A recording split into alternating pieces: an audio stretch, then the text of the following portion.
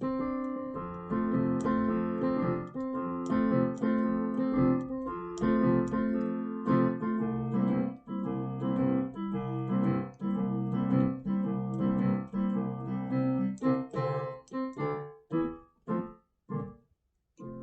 know that song, don't you? It's a Hokey Pokey song. We're going to change it today to the Sled Dog Pokey. And it's going to be like this. You put your right paw in, you put your right paw out. You put your right paw in and you shake it all about. You do the sled dog pokey and you turn yourself around. That's what it's all about. And then you put your left paw in and put your left paw out. And put your left paw in and you shake it all about. You do the sled dog pokey and you turn yourself around. That's what it's all about. Let's try just that with our right paw and our left paw, okay?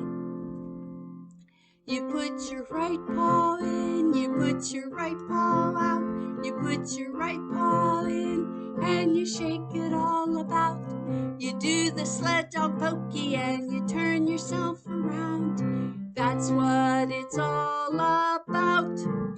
You put your left paw in, you put your left paw out, you put your left paw in, and you shake it all about. You do the sled dog pokey and you turn yourself around. That's what it's all about. Wonder why we're singing about the sled dog pokey. Well, it's going to be our last book today, okay? So just hang on. But first, I wonder how many of you like to play hockey? In this book, we have the beaver and the moose and the bear. And they are playing hockey in the wild. And it was written by Nicholas Oldland. Let's find out about their hockey game.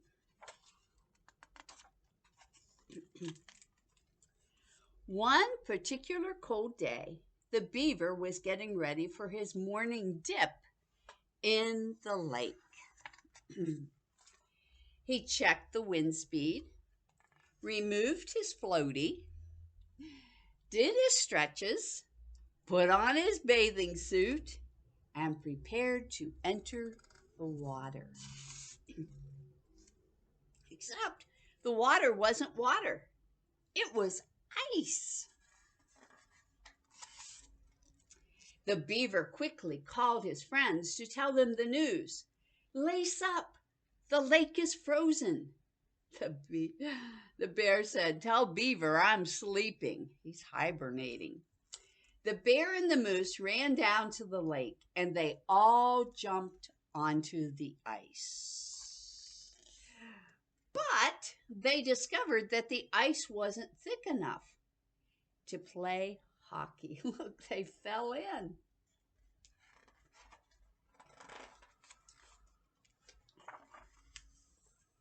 Determined to play the next morning, they returned to the lake better prepared. Look, they've got floaties on and they've got life jackets on, but it didn't help. The ice was still too thin. Beaver's yelling, pass the puck. And the moose is saying, help. And the bear saying, I can't feel my legs. Waiting for the lake to freeze seemed impossible.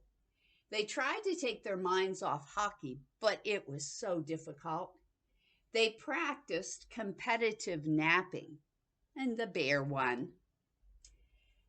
And they sang karaoke.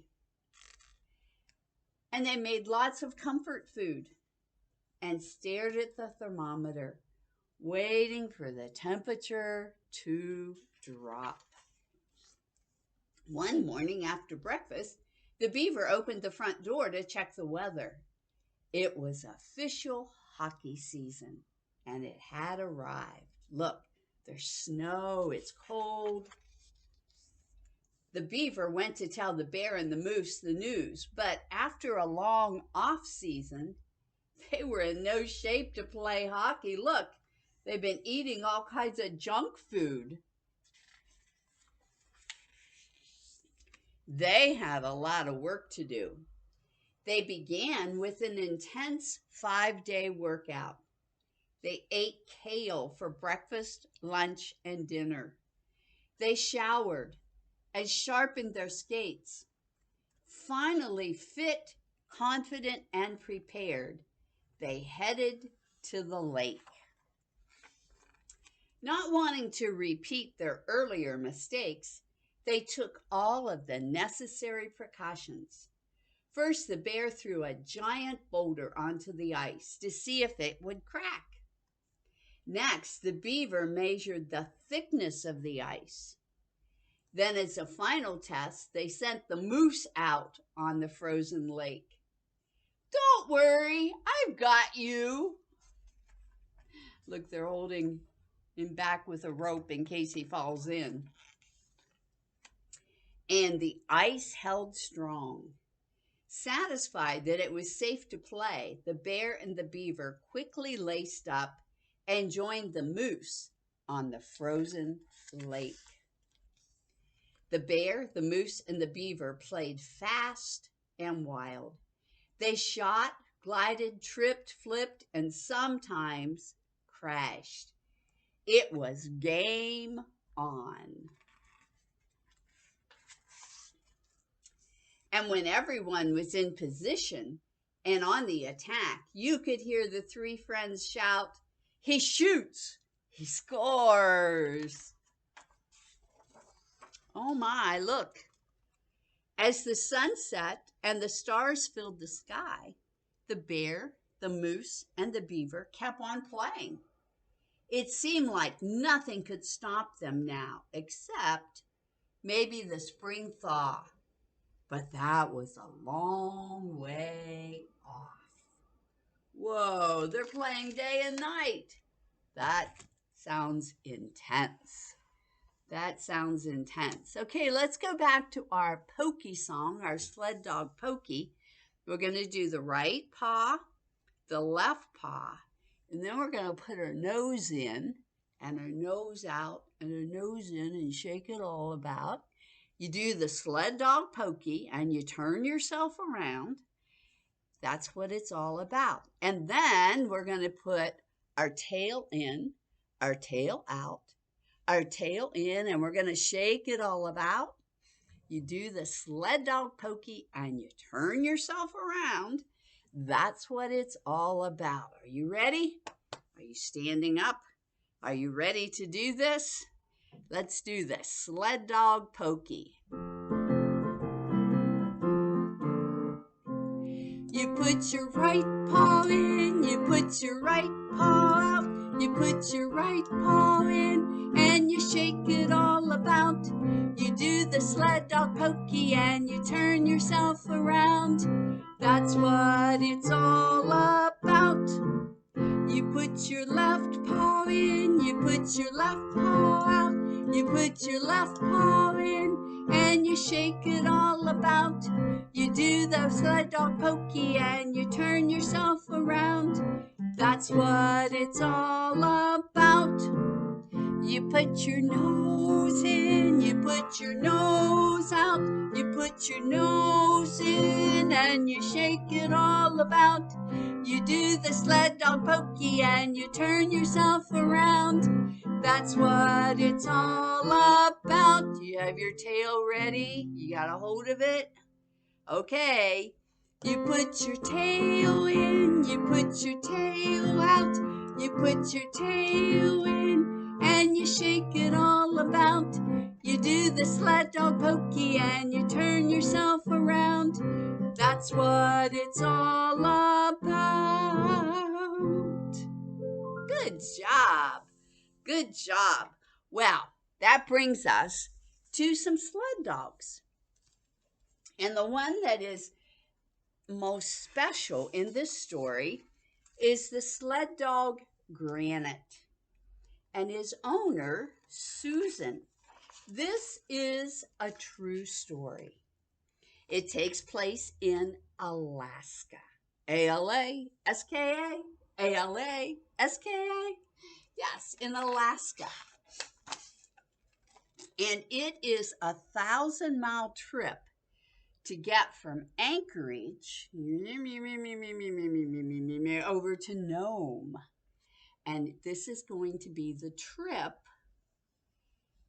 that the sled dogs are going to take.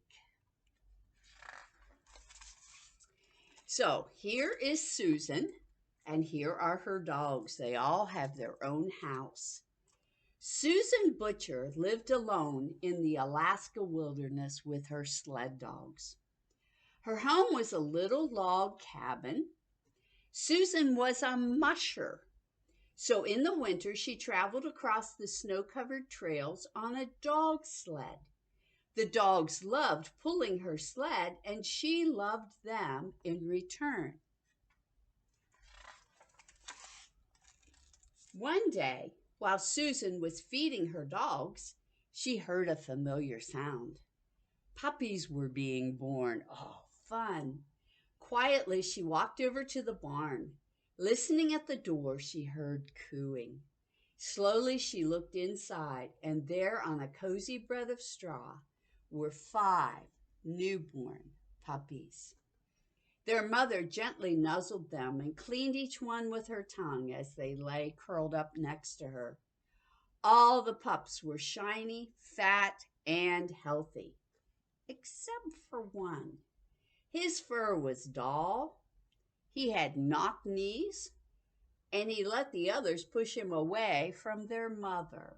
Oh, look at him back here. Susan loved the puppies and was proud of each one. She was always showing them off to other mushers who visited. Again and again, the visitors would say they all looked great except for the timid one. They said that he would never become a real sled dog, and she should give him away to someone as a pet. But Susan believed in him, so she gave him a strong name. She named him Granite.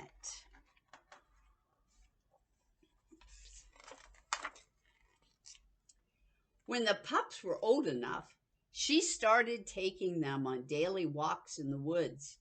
Susan and the puppies developed a close bond. Susan watched Granite and was impressed by his intelligence. He always knew where he was because he remembered the trails they had taken before. Even when they went somewhere new, he could find his way home alone, while his brothers and sisters closely followed Susan so that they would not get lost. Every evening they ran together to develop his strength. She was sure that someday he would race on her team. This is the musher. This is Susan. She's the one that's on the sled, and the dogs are the ones that pull the sled. Granite grew to be a 58-pound, deep-chested, fast dog. He overcame his knock-kneed legs with a powerful stride. He pulled the sled better than the others, and his confidence grew. He learned to lead the team. Leaders need to be able to guide the team over rough trails, find the way when they are lost, and run fast. Granite did all 3. After years of work, Granite became the main lead dog of Sarah's racing team. At the start of his first Iditarod, which is the name of the race, Granite seemed to sense it was a race. He stood in front of the team with his head held high, waiting for the command to go. Finally, the race started and Granite charged down the trail. Susan was amazed by him. They stopped often to eat and rest, and when it was time to go again, Granite would be the first to jump to his feet, barking and prancing, anxious to head down the trail. Soon, they were leading the race. One night, when they crested a small hill, there in the trail ahead of them was an angry moose. Susan stopped the team to let the moose get away, but it didn't run. Instead, it charged into the team, kicking and stomping. Granite lunged at the moose, trying to protect his teammates, but the moose kicked him, and Granite flew against a tree. When the attack was over, Susan saw the damage the moose had done. She gently cared for her injured teammates before deciding that the best that she could do was she had to stop the race. They withdrew from the race. She took her bruised and battered team home, but promised the dogs that next year they would win. People doubted Susan and Granite. They often said, Susan will never win the Iditarod, that race, because she babies her dogs. Susan didn't listen to them and continued to care for her dogs as she always had. It was a long, hard year. Susan and the dogs worked tirelessly to recover. In the fall, Susan and her dogs started running every day, training for the race. One day, on a short run, Susan saw Granite falter. She stopped the team and rushed to him. It was quickly clear to her something was wrong. Oh no! Granite tried, but he could not get to his feet. Granite's temperature was soaring. His heart was racing, and he was fading fast. Granite needed help, but help was far away. She bundled him up, and they flew to a veterinary hospital. The doctor held little hope for Granite's recovery. Susan set up a cot next to Granite and stayed with him day and night, petting him and willing him to live. Granite lived, but the veterinarian gently told Susan he would never race again. The illness had damaged his heart. Do you think Granite will race again? Let's find out.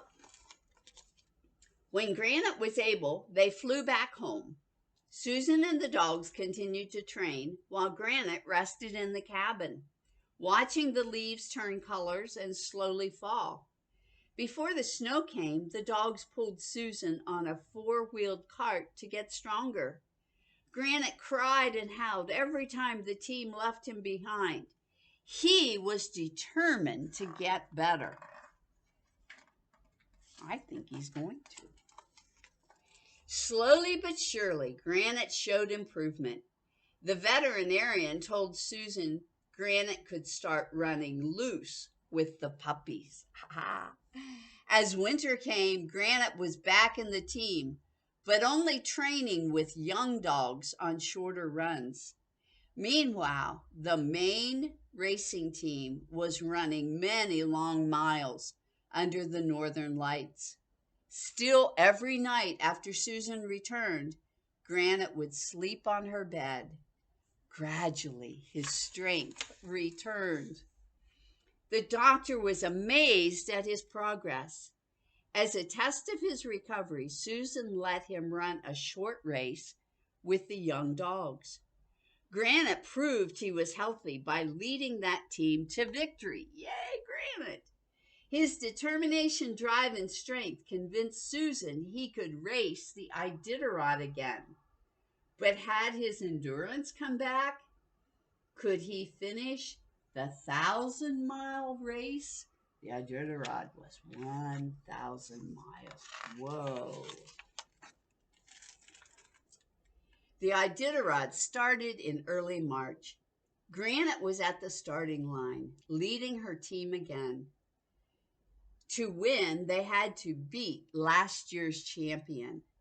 Day after day, the two teams raced, always close to each other. The trail turned out to be tough for Susan and her team. The sled broke, and many times they were lost. But Granite never stopped.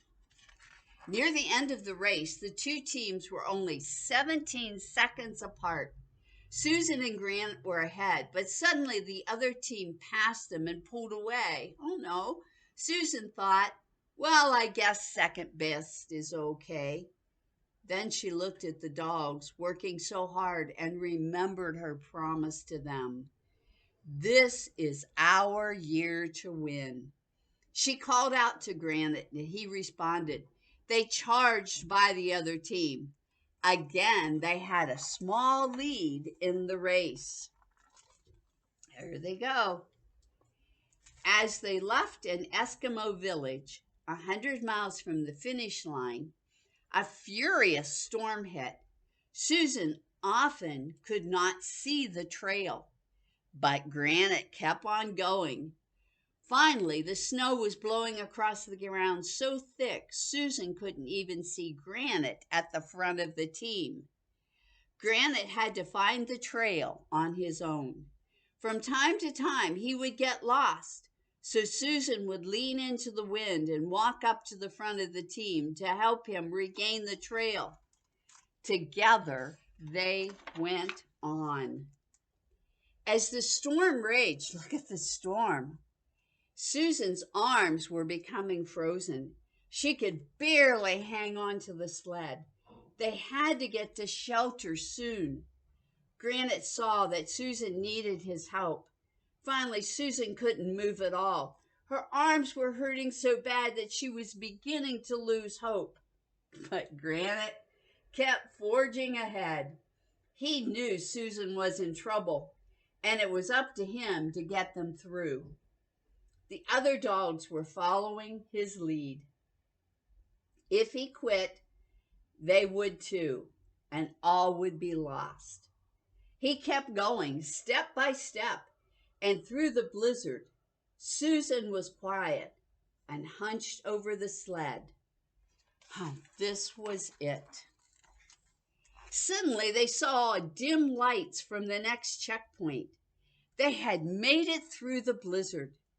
Susan and the team rested there, eating hot meals throughout the stormy night.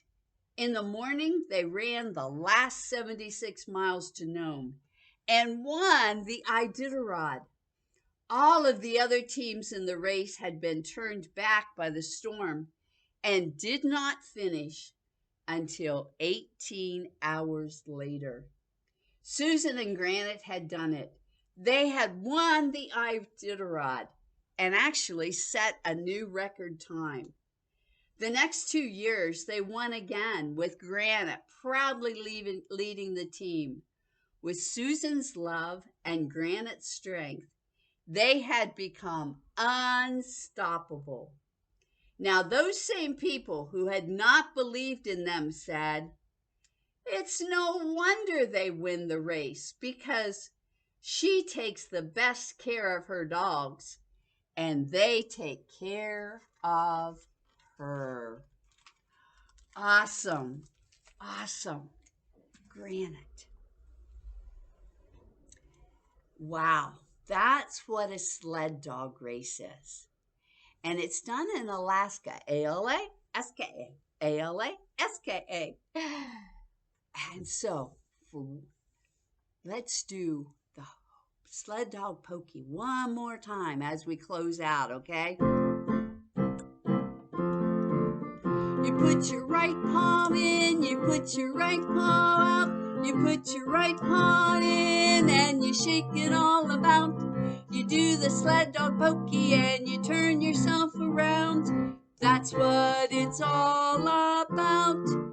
You put your left paw in, you put your left paw out, you put your left paw in, and you shake it all about. You do the left pokey and you turn yourself about. That's what it's all about. You put your nose in, you put your nose out, you put your nose in and you shake it all about. You do the sled dog pokey and you turn yourself around. That's what it's all about. You got your tail ready? Here we go. You put your tail in, you put your tail out, You put your tail in and you shake it all about. You do the sled dog pokey and you turn yourself around. That's what it's all about. See you next week. This is Miss Linda from Mount Gilead Public Library. And continue to do the sled dog pokey.